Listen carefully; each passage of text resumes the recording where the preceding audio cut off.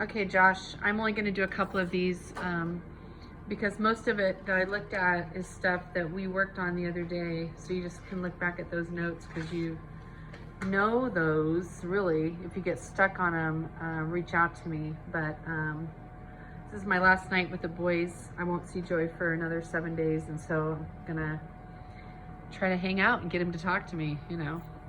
All right, so one of the questions, it was number 12 on one of the first pages you sent, picture-wise. It says the x-intercept is -3, 7, 0. It opens down, and they want you to come up with the equation of the possible parabola. So it's always a good idea to do a sketch of what it says so you can see it. So -3, 0 is right there. 7, 0 is right there. And so if that's where this parabola is hitting the x-axis, we know its vertex has to be exactly halfway in the middle. So the vertex has to be, the x value has to be at 2. And then the y value, we're not sure about, but we do know that it opens down. So since it's going to open down, that means the vertex can't be below the x-axis. It's got to be above the x-axis. I think that was all the information they gave us. So it's got to be up here somewhere, okay? And so here's one way of thinking about it. Since they give us the x-intercepts, you can work your way backwards. Like if x is equal to -3, that means that x plus 3 is the factor that gives you that. And if x equals 7, then the factor had to have been x minus 7. So that can be helpful to help you figure out the equation, okay? Like you could multiply it through and do it that way. You would get it in standard form. I like to do it in translated form. So the issue is going to be like the possible, like it's just a possible equation. It's not like there's not a one size fits all for this unless they give you a little bit more information. And so I'm going to use the fact that we know the vertex must be a 2, okay? And then what would the possible y value be? Now, one of the things is we know this parabola opens down, right? Because it told us that. So there must be a negative like in front of that. There's one way to think of it. If there's no compression or vertical stretch, the vertex would be up 1 right there. Like if there was nothing going on. Or no, I'm sorry, that's not a vertical. There would be a vertical stretch or compression because it wouldn't be down 1 over 1, it'd be really wide, okay? Or if it was going to be up 1 over 1 from the vertex, it would have to be up here somewhere. That's what I mean, like they don't give you really enough information. So since it said a possible value, another way you could do it is like actually plug in the 2 to up here and see what you get. You could do it that way, and that would give you the y value that goes with the 2. So we could try that. If we plugged in a 2 right here, 2 plus 3, that would be a 5, and the negative still out in front. 2 minus 7 would be a -5, and then that would be a, that doesn't make any sense, I'm sorry, a positive 25. It does make sense. So if it's 225, that'd be way up here. Does that make sense? And then it would open down. Like I'm off the page, but there we go. So if that were the case, the equation would be y equals, I'm doing it in translated form. There would be a negative in front. Now I'm going to use the vertex form. It would be x minus 2 squared plus 25. So I would like that works. You could also leave it like this if you wanted to. Those are both technically equations of this parabola. Okay, just 2 different ways to write it. There's many different ways. So I'm not sure exactly what your teacher wants. Okay, and then you have a bunch of these where there's like a word problem. They give you a function on this number 5. It's negative 16t squared plus 140t. Part A said to use a, it says to use, I'm sure you use Desmos. See, my students would never get to use Desmos, never.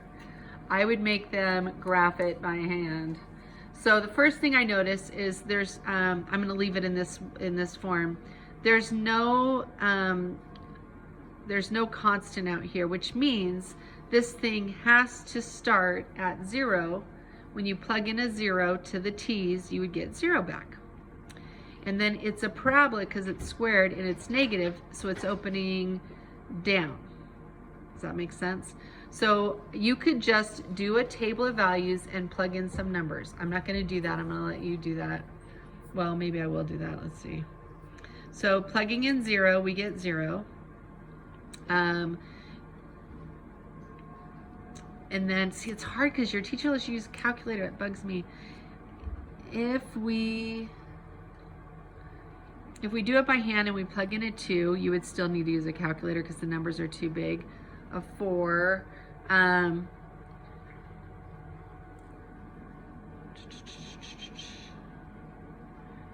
gonna get my calculator, see if I've got one. Hold, please.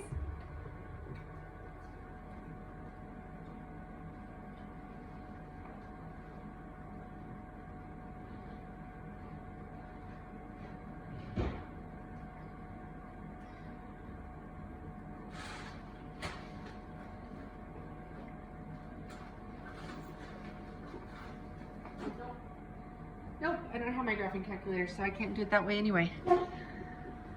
All right, so so you can use a graphing calculator or your Desmos, whatever. This is not accurate by any stretch of the imagination here. It's gonna go up and it's gonna come back down somewhere. I'm faking, this is a total fake job, okay? Faked it. But you can do it on Desmos if you want to, okay? So when you answer the questions about this, I forgot a T. Part B says the height at 5 seconds. That's easy. You just plug in a 5 right there and right there. So you would get a calculator, negative 16, 5 squared plus 140 times 5. And then use your calculator and spit that out, okay? Part C says at when, so when is the time where it's gonna be 200 feet? So you're gonna put the 200 over here. So 200 equals negative 16t squared plus 140t. On your graph, you might be able to see it, right? 200's up here. So mine never made it, but remember I faked mine. So once you do the graph, you can just look at the graph and see when did it hit 200. So like, let's say my graph hit 200 right here, right? You go over and it hits 200, then you would say after 6 seconds. But that's what you're finding that way. D, what's the max height and what time does that happen? So again, you just look at your graph. It's gonna be that top spot. So on my faked graph, that looks like it's between 150 and 200. So that would be 175. And that time would be at 6 seconds. So you're gonna answer all of these questions off of this graph. Down here where it says domain, now we talked about this the other day when you were here. The domain of a parabola is all real numbers. All real numbers.